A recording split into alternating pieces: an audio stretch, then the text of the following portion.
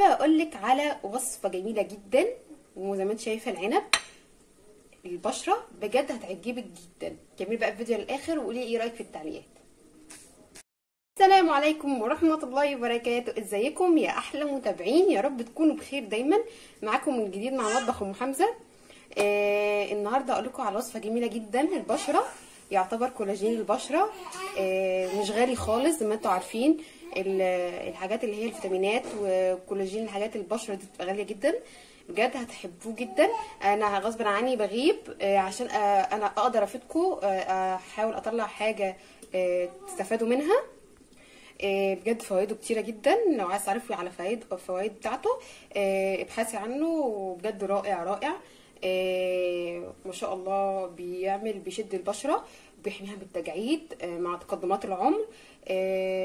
وطبعا هتحسي بفرق لما تقعدي تعملي زي ما قلت لك الوصفه كذا مره، يعني مرتين في الاسبوع على الاقل، ادام هي مش مقشر او بتشيل طبقات الجلد الميته. ممكن تعمليها كل يومين عادي، عشان دي حاجه ترطيب وحاجه كويسه تفيد البشره.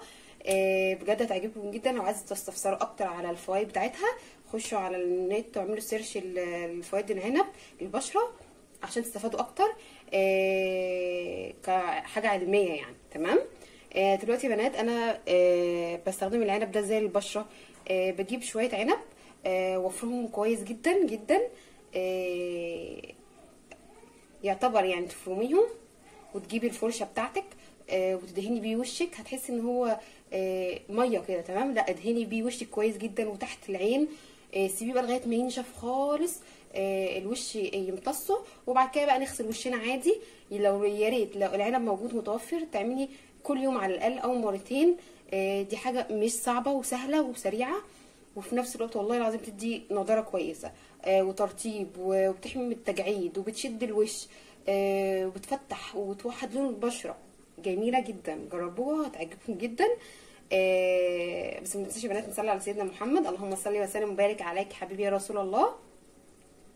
وايه رايك في التعليقات؟ زي ما انتم عارفين العنب متوفر كتير جدا في السوق دلوقتي، عنب احمر او اخضر اللي موجود عندك، بس بجد بيخلي البشره جميله جدا ويعتبر كولاجين البشره بجد.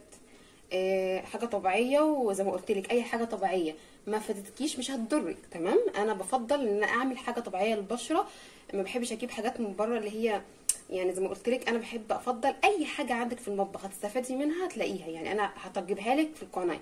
تمام. يعني انا بحاول على قد ما اقدر بتاخر، بس بجيب الحاجات اللي تفيدك عشان تستفيدي منها. مش بعمل كده حاجه وخلاص، لا بعمل حاجه عن تجربه ومش بجيب الحاجه الصعبه اللي انت عايزه تدوري عليها وتجيبيها ومش عارفه ايه. لا، كل حاجه موجوده عندنا في المطبخ ومتوفره في كل بيت. تمام.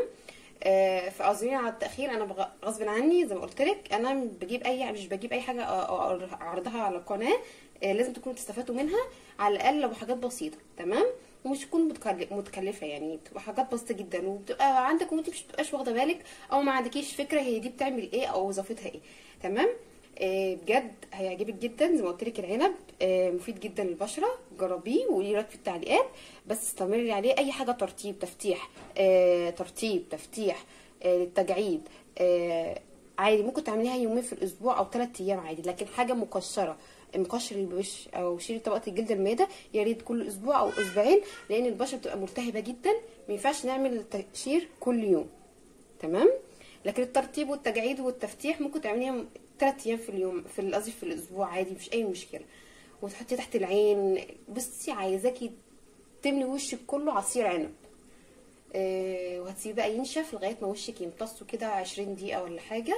وبعد كده تغسلي وشك عادي. بجد رائع، جربيه وقولي رايك في التعليقات. هستناكم تصلوا على سيدنا محمد في التعليقات. اللهم صل وسلم وبارك عليك حبيبي رسول الله. وهستنى ردكم وقولي لي ايه رايكم في الفيديو بتاع النهارده، وجربوه وان شاء الله يعجبكم جدا. ما تنسونيش بقى باللايك وتشتركوا في القناه عشان يوصلكوا كل جديد مني. اشوفكم على خير الفيديو الجاي. السلام عليكم ورحمه الله وبركاته.